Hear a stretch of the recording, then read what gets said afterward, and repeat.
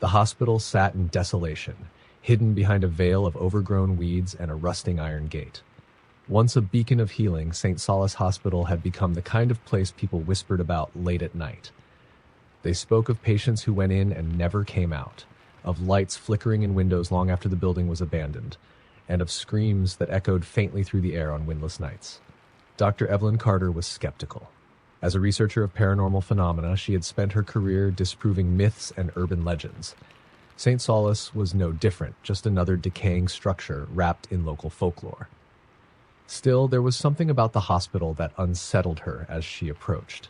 The air felt heavy, almost alive, and the quiet seemed too deliberate, as if the world were holding its breath. Evelyn stepped inside, the door creaking as if to protest her intrusion.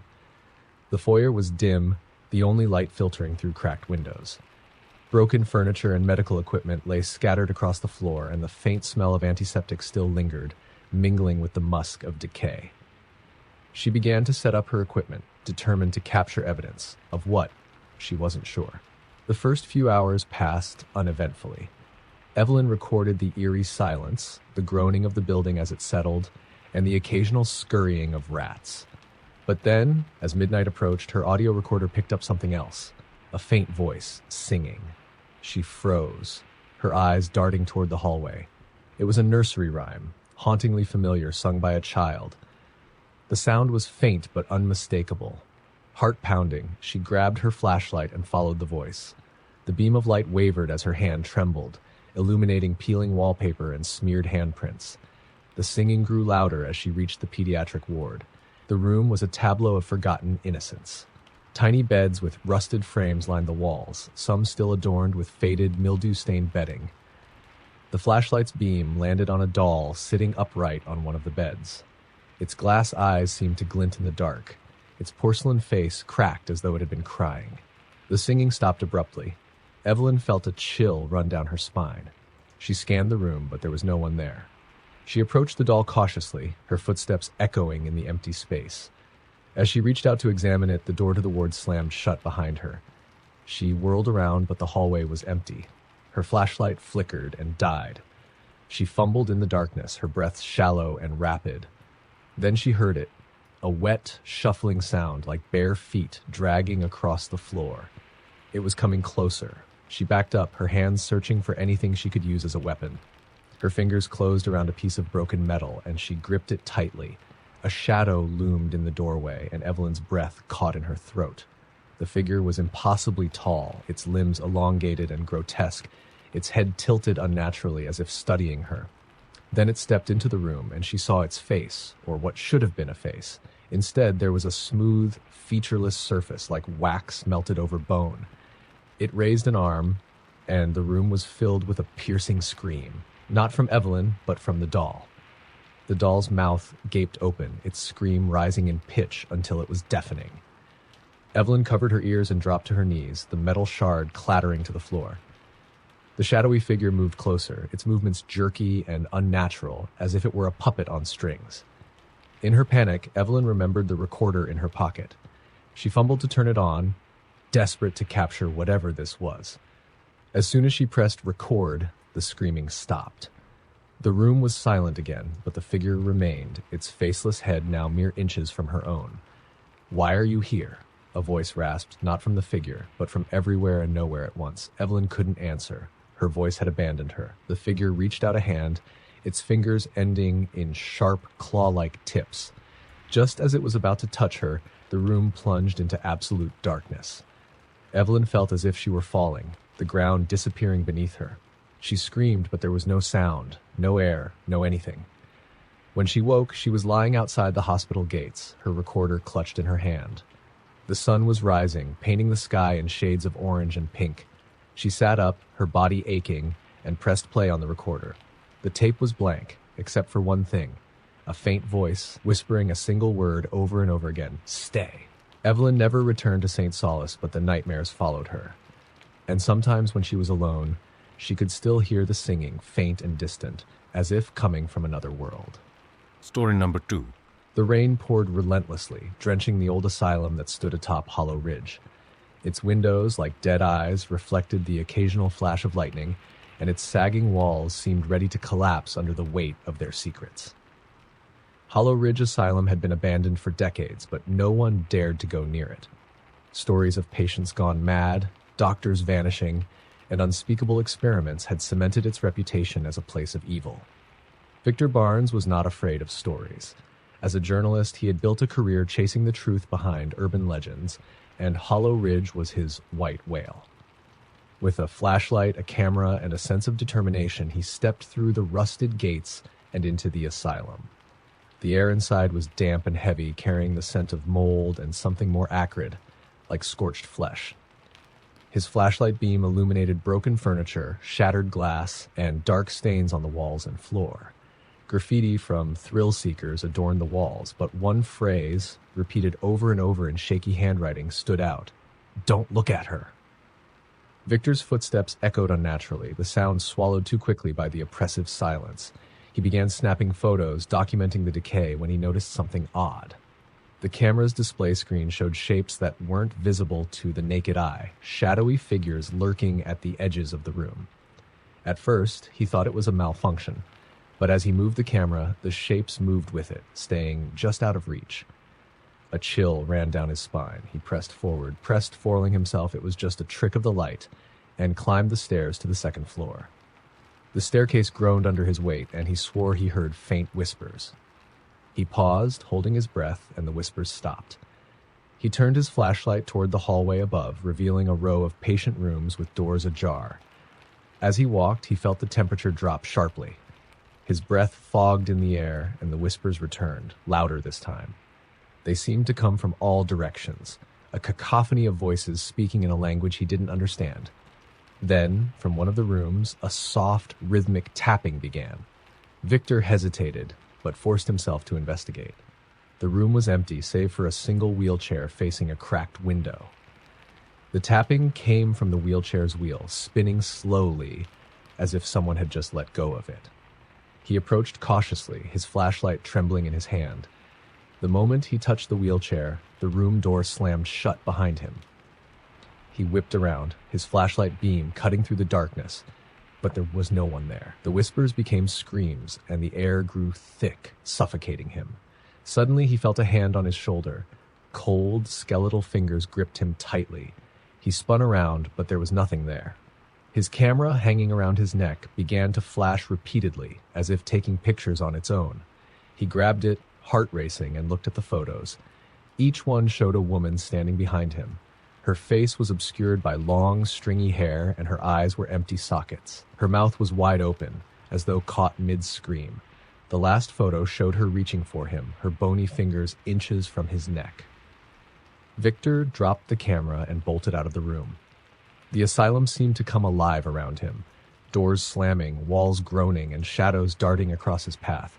He ran blindly, desperate to find the exit, but the hallways seemed to shift, leading him deeper into the building. Then he saw her. She stood at the end of a long corridor, her head tilted unnaturally to one side. Her hair hung like a curtain over her face, and her hands twitched spasmodically at her sides. Victor froze, his legs refusing to obey him. "Don't look at her," he whispered to himself, repeating the warning from the graffiti, but it was too late. She began to move, her feet never leaving the ground, as if she were gliding toward him. Her movements were jerky and wrong, like a broken marionette. Victor turned and ran, but she was always just behind him. No matter how fast he ran or which direction he turned, she was there, her empty eyes boring into him. He could feel her cold breath on his neck, her fingers brushing against his skin. Finally, he stumbled into the main hall and saw the exit. Summoning every ounce of strength, he sprinted toward the door and burst outside into the pouring rain. He didn't stop running until he was miles away. When he finally dared to look back, the asylum loomed silently in the distance, its windows dark and lifeless. He collapsed onto the wet ground, gasping for air. His camera was gone, left behind in the chaos. Victor never wrote about Hollow Ridge Asylum. He never spoke of what happened inside. But sometimes, late at night, he would hear the tapping of a wheelchair wheel or catch a glimpse of a shadowy figure in the corner of his eye, and he knew she had followed him.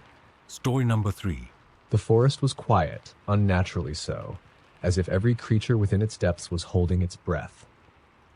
Leah tightened her grip on the lantern and glanced behind her, the beam of light cutting through the thick mist that clung to the ground like a living thing. She had grown up hearing tales about the Blackwood Pines, a cursed forest, they called it, where travelers disappeared without a trace. But desperation had driven her here. Her younger brother, Sam, had vanished 2 days ago, and his last known location was near the forest's edge. Her friends had begged her not to go. The Blackwood takes people, they said. But Leah refused to listen. If there was even a chance Sam was still alive, she would find him. The path was overgrown and twisted, the trees looming overhead like skeletal fingers. The deeper she went, the more the world seemed to shift. The air grew colder, the mist thicker, and the lantern's light dimmer. Leah could feel eyes on her, though every time she turned around, the forest appeared empty. Then she heard it, a faint cry, high and wavering, like a child's voice calling for help. Her heart leapt. "Sam?" she called out, her voice trembling. The cry came again, closer this time, but it wasn't quite right. It sounded distorted, as if the forest were echoing it back to her in pieces. Leah pressed on, her boots sinking into the soft mossy ground. The cry grew louder, leading her deeper into the forest until she came to a clearing. In the center was a single massive tree, its gnarled roots twisting like veins above the earth. At the base of the tree sat Sam. "Sam!" she cried, rushing toward him. But as she drew closer, she stopped. Something was wrong. His back was to her, and he was sitting unnaturally still, his head tilted downward. "Sam," she said again, her voice faltering. He didn't move. She reached out to touch his shoulder, and the moment her fingers brushed his shirt, he turned. Leah screamed. His face was wrong, his eyes were gone, replaced by hollow, black voids, and his mouth stretched impossibly wide as if his jaw had been unhinged. He let out a guttural scream, and the forest around them came alive. The trees groaned, their branches swaying like claws. Shadows moved between the trunks, too fast to be human. Leah stumbled backward, dropping the lantern as she tripped over a root. She scrambled to her feet and ran, her breath coming in ragged gasps. The cries followed her, morphing from Sam's voice into a chorus of whispers, laughter, and screams. She couldn't tell where they were coming from. They seemed to surround her, closing in. The forest was no longer a forest but a labyrinth, the paths twisting and shifting with every step she took. She burst into another clearing and stopped. In the center was a circle of stones, each one carved with strange, ancient symbols. The air inside the circle felt different, still and heavy, yet strangely warm. As she stepped inside, the noises stopped. The whispers, the laughter, even the sound of her own breathing seemed muted. At the center of the circle was a figure. It was humanoid, but its proportions were wrong. Its limbs were too long, its head tilted at an unnatural angle. Its skin was pale and stretched tightly over its bones. It turned to face her, and she saw its eyes, cold and empty, like bottomless pits. Leah tried to run, but her body wouldn't move. The figure extended a hand, its bony fingers curling as if beckoning her. Her feet moved against her will, dragging her closer to the thing. It opened its mouth, revealing rows of sharp, jagged teeth, and spoke in a voice that was many voices at once. "You came to the Blackwood," it said, "and the Blackwood does not let go." Leah felt a searing pain in her chest as the figure plunged its hand into her. Darkness enveloped her, and the last thing she heard was Sam's voice, faint and pleading, before everything went silent.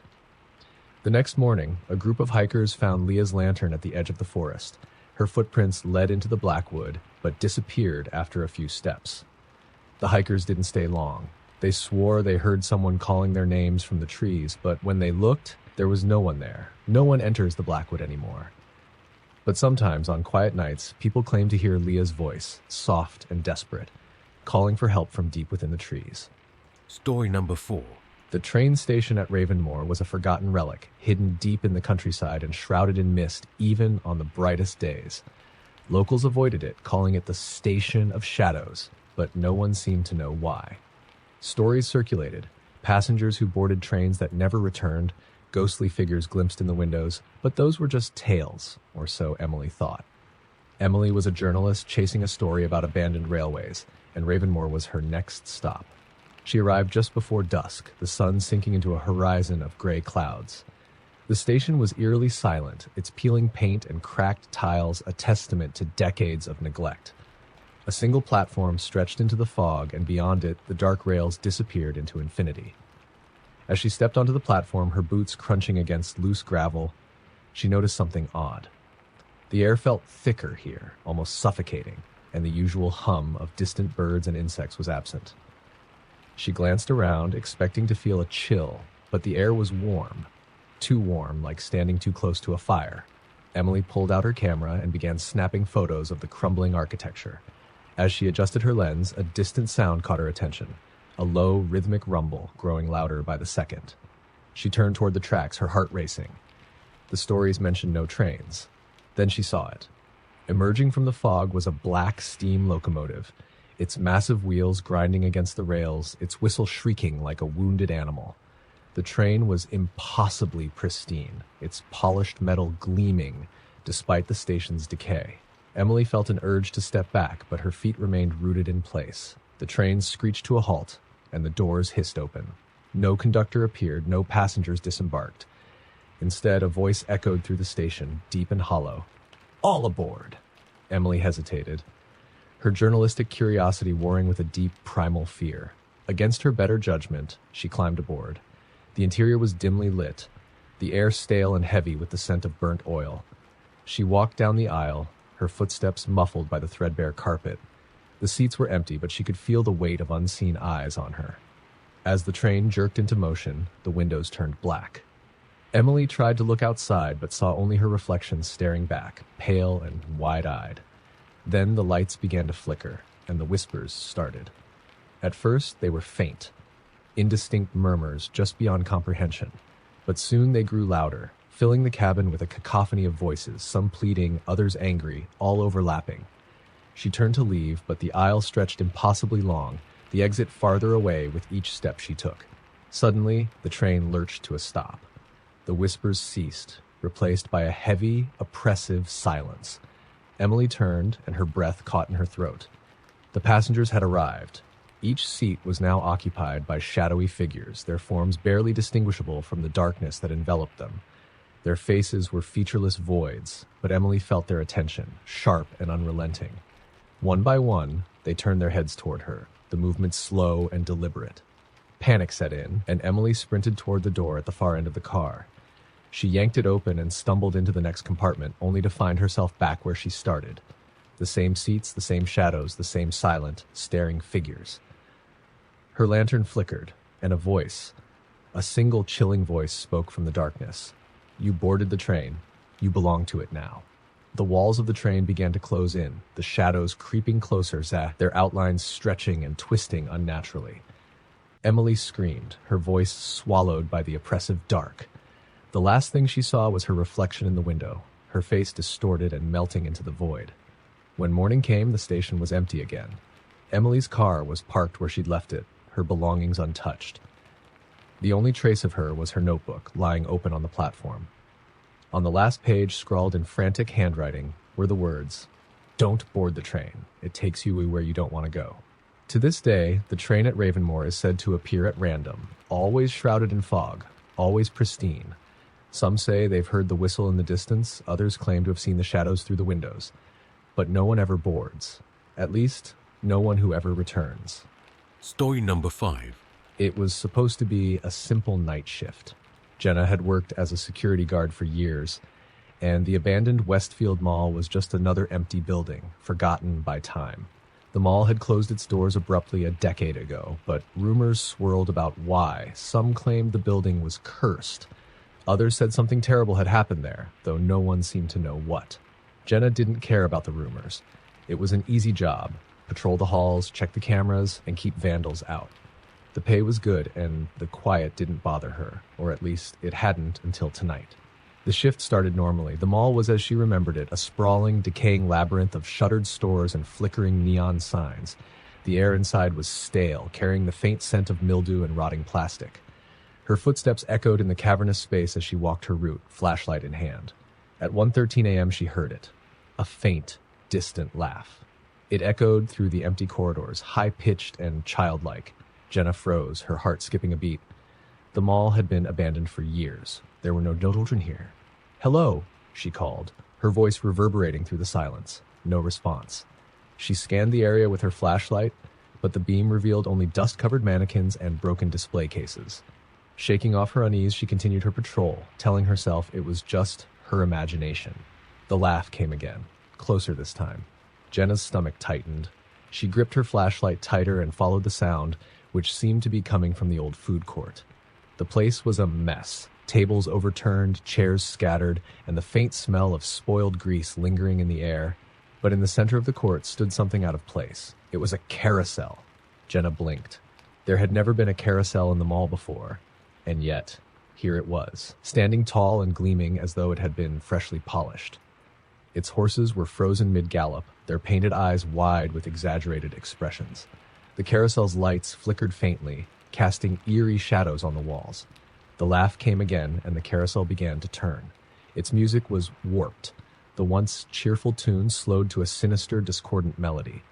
The horses' expressions seemed to shift as the carousel spun, their grins twisting into snarls, their eyes narrowing. Jenna took a step back, her instincts screaming at her to leave, but her legs refused to move. A figure appeared on the carousel. It was a little girl, her back to Jenna. She wore a white dress, its hem stained with something dark, and her hair was long and matted. She clutched the pole of one of the horses, swaying slightly with the carousel's motion. "Hey!" Jenna shouted, forcing her voice to steady. "This is private property. You're not supposed to be here." The girl didn't respond. Instead, she turned her head slowly, too slowly, until Jenna could see her face, or what should have been her face. The girl's features were gone, replaced by a blank, smooth surface. No eyes, no nose, no mouth. Just pale, featureless skin. Jenna's breath caught in her throat and the flashlight slipped from her hand, clattering to the ground. The carousel stopped abruptly, the music cutting off mid-note. The girl stood and began to walk toward Jenna, her movements stiff and unnatural, like a puppet being dragged forward. The sound of her bare feet slapping against the tile floor echoed loudly. Jenna stumbled backward, scrambling to pick up her flashlight. When she finally grabbed it and turned the beam toward the girl, she was gone. The carousel was gone. The food court was empty, just as it had been when she first entered. Her radio crackled to life, startling her. A voice came through, distorted and garbled. She couldn't make out the words, but it sounded like her own voice, screaming. She ran back to the security office, her pulse hammering in her ears. The monitors showed nothing unusual, just the same dark, empty corridors she had patrolled earlier. But as she sat down, trying to calm her racing heart, one of the screens flickered. The camera feed showed the carousel, spinning slowly in the food court. The girl was back, standing motionless in the center, her blank face turned toward the camera. And then the girl raised her hand and pointed directly at Jenna. The screen went black. Jenna didn't wait to see what would happen next. She grabbed her keys and bolted out of the mall, vowing never to return. The next day, the mall's management found her resignation letter on the desk, but no sign of Jenna. The cameras showed nothing unusual, except for one strange anomaly. A faint, childlike laugh that played through the audio at exactly 1:13 a.m. Story number 6. The village of Grey Hollow was nestled deep in the woods, far from any modern city. It was quiet and unremarkable, save for one thing, the bell house. The old stone mansion sat on a hill overlooking the village, its crooked bell tower casting a shadow over the homes below. The bell was said to ring only under certain conditions. On nights when the air was thick with mist and the moon was hidden, when it rang, it meant death was near. For centuries, the villagers spoke of the bell house in hushed tones, warning each generation never to go near it. No one knew who had built it or why the bell still rang after all these years, even though the house was abandoned. Mara didn't believe the stories.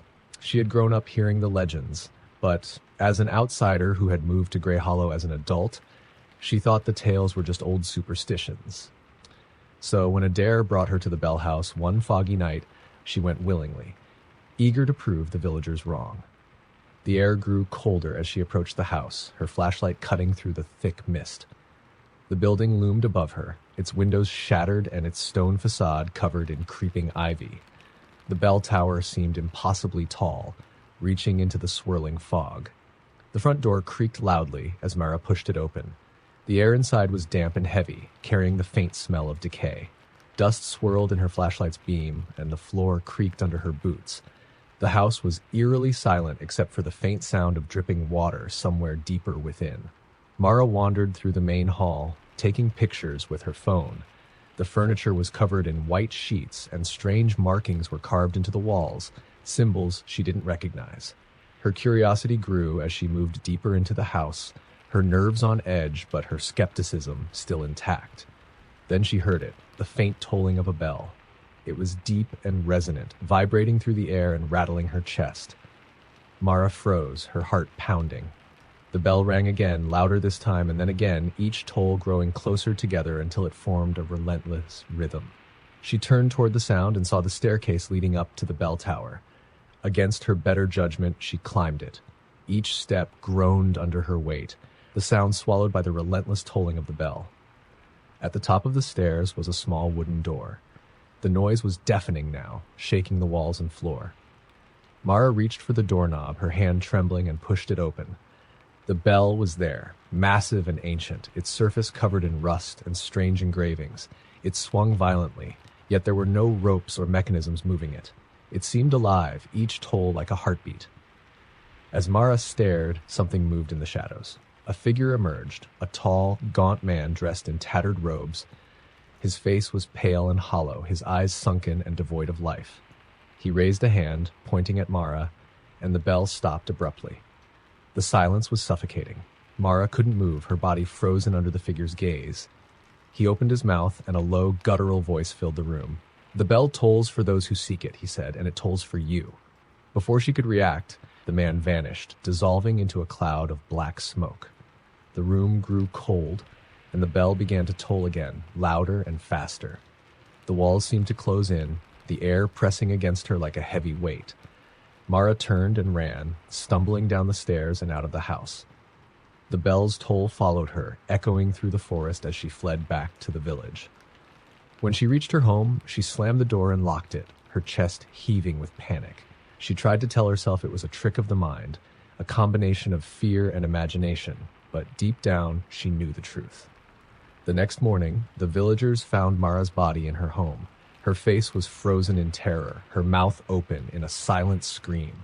On her chest was a deep, circular mark, as if a heavy weight had been pressed into her skin, the shape of the bell house's cursed bell. No one spoke of what happened to Mara, but from that night on, the bell tolled more frequently.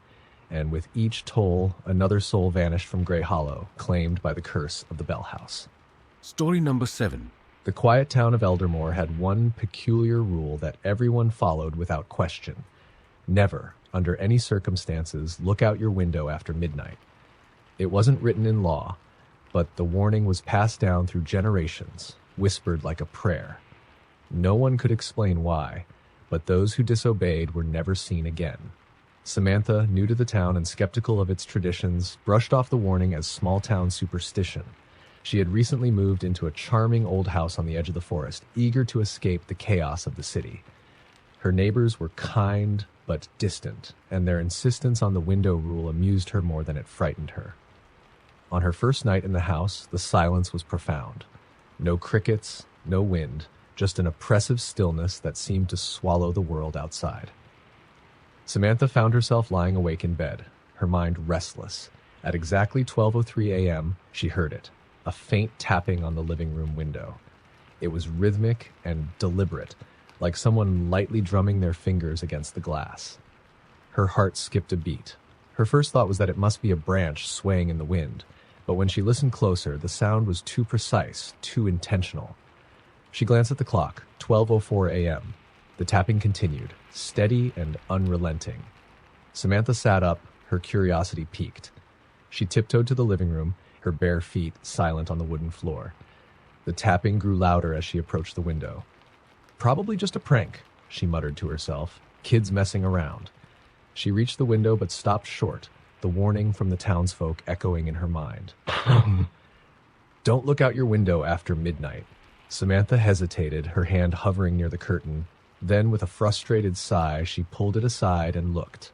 At first, she saw nothing, just her own reflection in the dark glass. But as her eyes adjusted, a figure began to take shape. A man stood on the other side of the window, his face pressed against the glass. His skin was pale, almost translucent, and his eyes were wide and unblinking, fixed directly on hers. Samantha gasped and stumbled back, but the man didn't move. His lips parted into a slow, unnatural smile, revealing jagged yellowed teeth. Then he raised a hand, the source of the tapping, and began to knock again, harder this time. She backed away, her breath hitching, and reached for her phone. But before she could dial, the tapping stopped. The silence was worse. She dared to glance back at the window.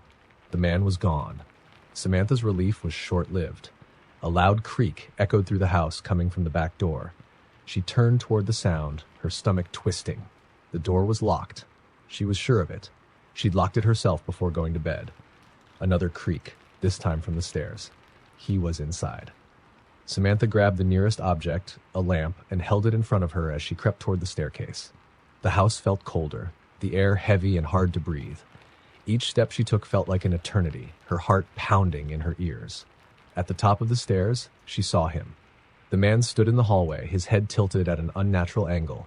His smile hadn't changed, but his eyes were different now. Darker, emptier. He didn't move, but she felt him watching her, studying her. Samantha screamed and swung the lamp, but the man dissolved into shadow, vanishing before her eyes. The house fell silent again, and for a brief moment she thought it was over. Then she heard the tapping, this time from her bedroom window. She ran into the room, her adrenaline spiking, but stopped dead in her tracks. The window was wide open, the curtains billowing softly in a wind she couldn't feel. The man stood in the center of the room, his smile impossibly wide, his arms stretched out as if to welcome her. "You shouldn't have looked," he whispered, his voice low and guttural. The next morning, Samantha's neighbors noticed the curtains in her house were drawn, her car still in the driveway. Days passed, and she didn't emerge.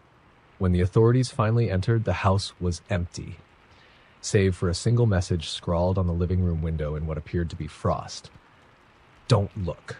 To this day, the townsfolk of Eldermore continue their midnight ritual, avoiding their windows at all costs. But sometimes, on particularly quiet nights, they hear faint tapping and wonder if someone new has broken the rule. Story number 8. There's an unspoken rule in the rural town of Black Hollow. Never take the forest path after dark. The path, known as Widow's Walk, winds deep through the woods, its narrow dirt trail swallowed by towering trees that blot out the sky. Locals say the forest is alive with something unnatural, something that doesn't take kindly to visitors. Hannah, a traveler passing through, didn't believe in local legends. She was on a tight schedule and needed a shortcut to her next destination. The main road would take hours longer, but Widow's Walk would cut the journey in half.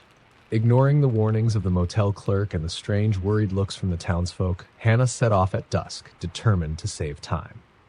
As she entered the forest, the temperature seemed to drop instantly.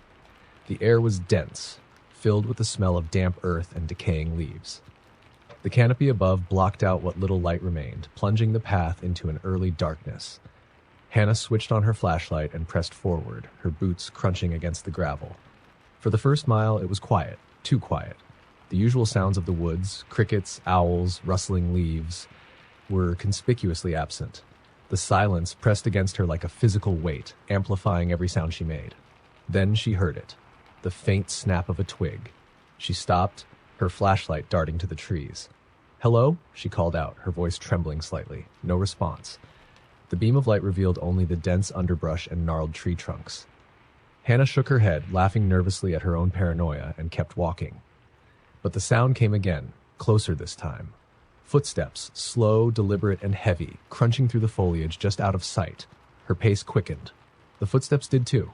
"Who's there?" she demanded, spinning around. Her flashlight revealed nothing but darkness. She was alone, or so it seemed.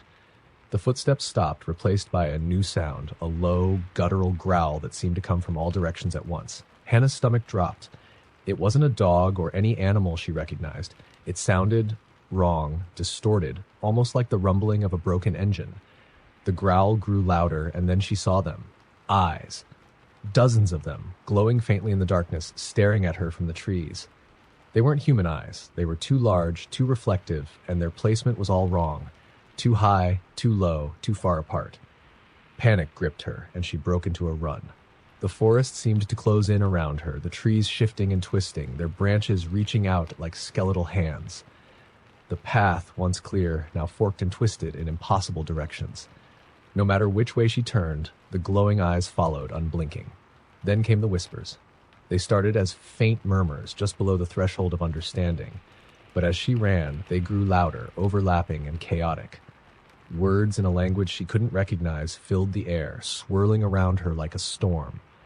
The voices sounded angry, accusing, as though she had committed some unforgivable sin by stepping onto their path. Her flashlight flickered and died, plunging her into complete darkness. She stumbled, falling to her knees, her breath coming in ragged gasps. The whispers stopped abruptly, replaced by silence so profound it made her ears ring. And then a voice spoke. Low, resonant, and impossibly close. "You shouldn't have come." Hannah screamed as something cold and sharp grazed her neck.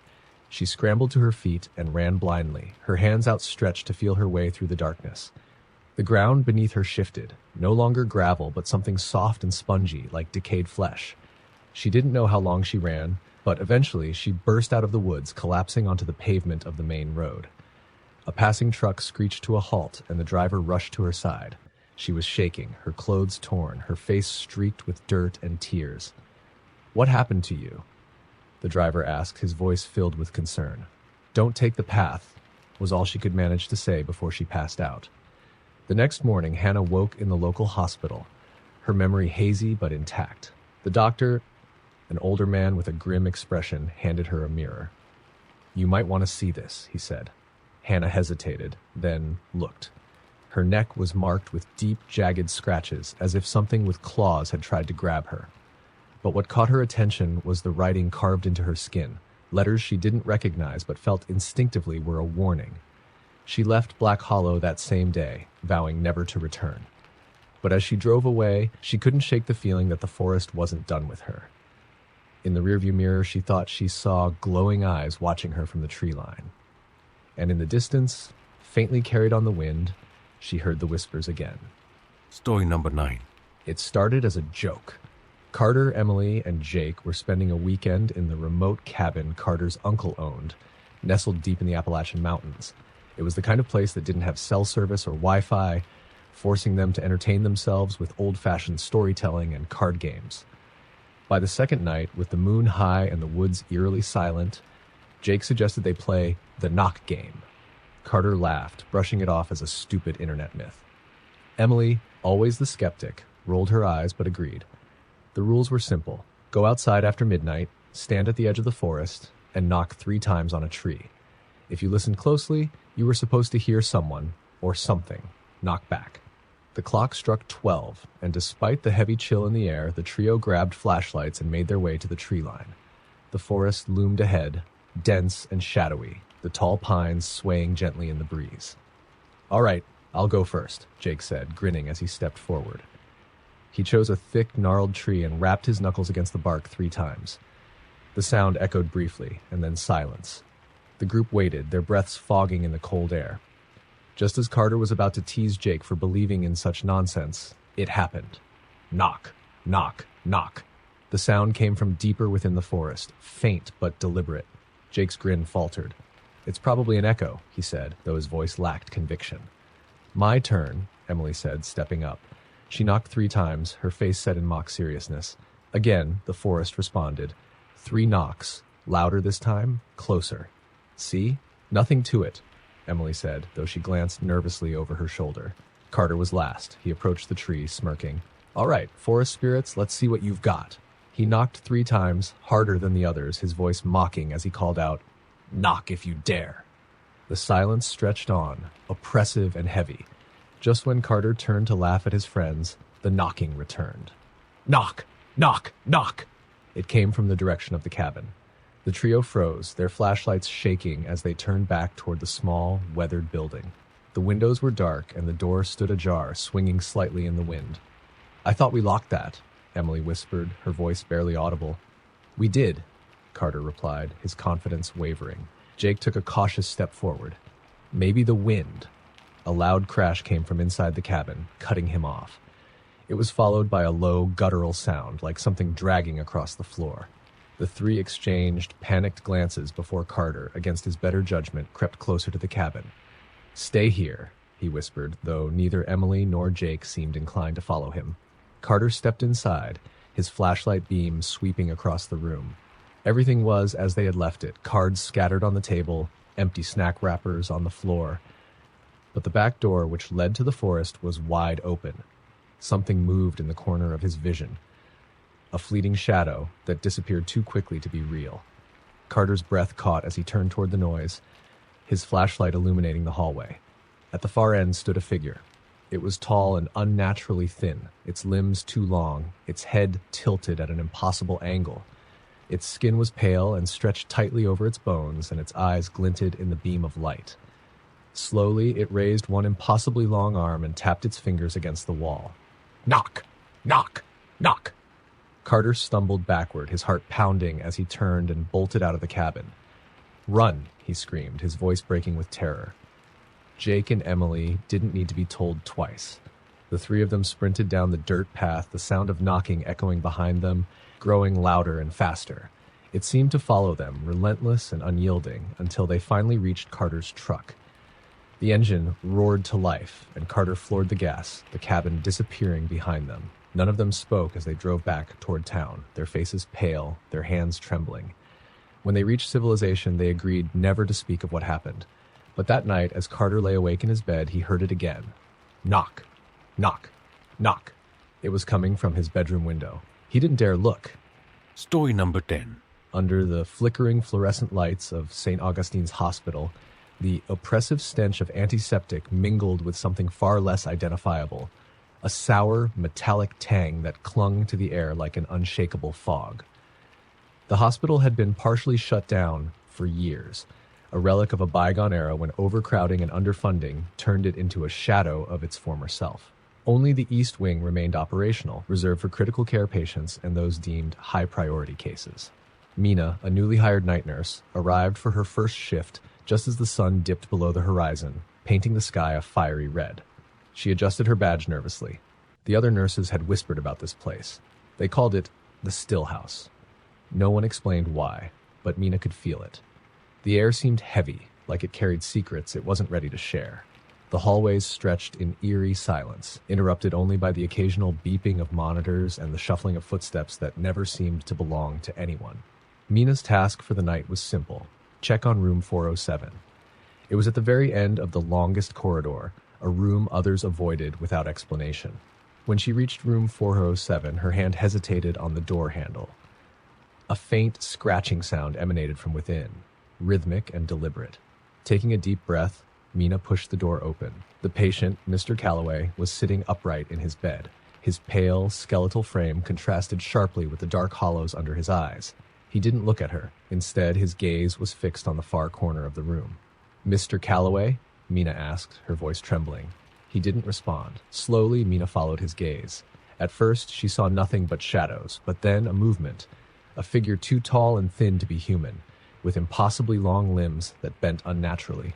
It lingered in the shadows, its face obscured except for two gleaming pinpoints of light where eyes should be. The temperature in the room plummeted.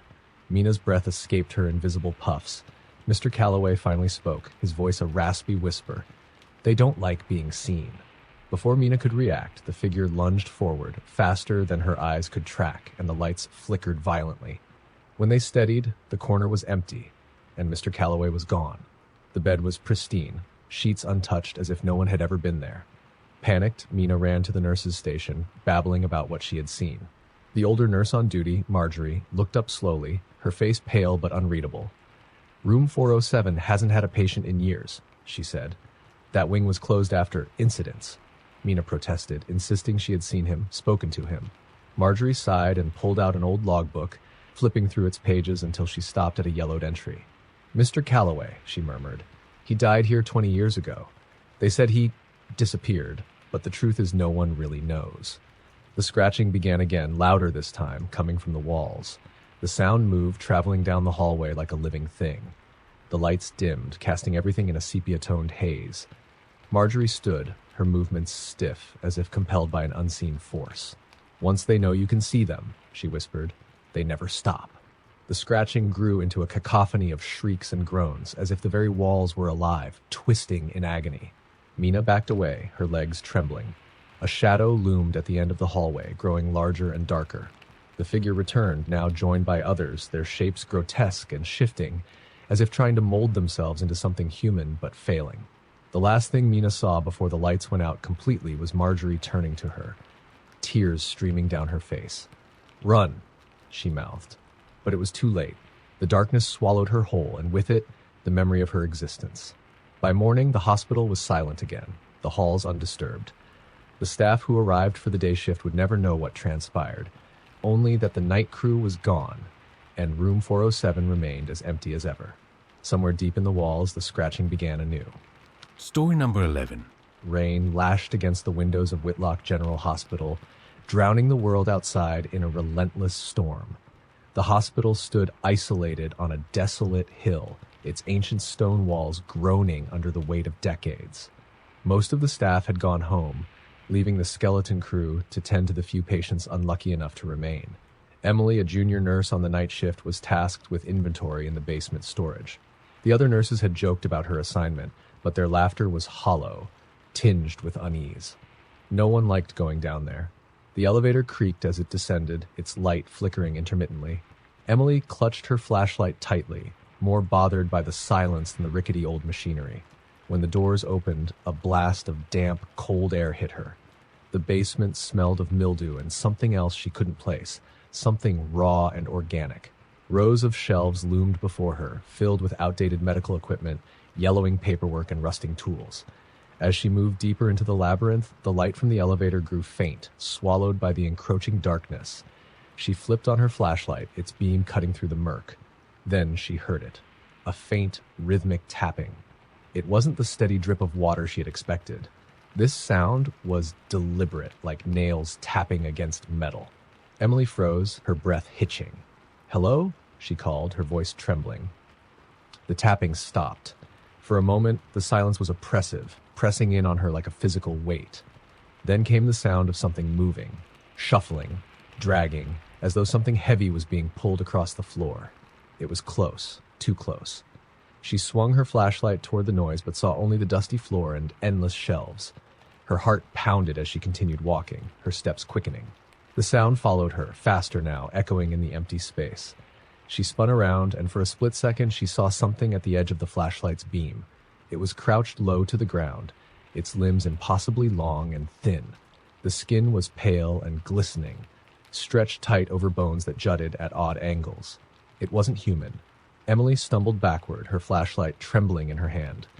The creature tilted its head, studying her with hollow, black eyes that seemed to drink in the light. Then it scuttled toward her on all fours, moving with a speed that defied its grotesque form. She screamed and ran, her flashlight bouncing wildly as she navigated the maze of shelves. The dragging sound morphed into a cacophony of clicks and scratches, echoing from every direction. She wasn't sure if there was one creature or many, but they were closing in. The elevator was in sight, its doors still open. Emily sprinted, the thing's ragged breathing just behind her. She reached the elevator and slammed her hand on the button, praying it would close in time.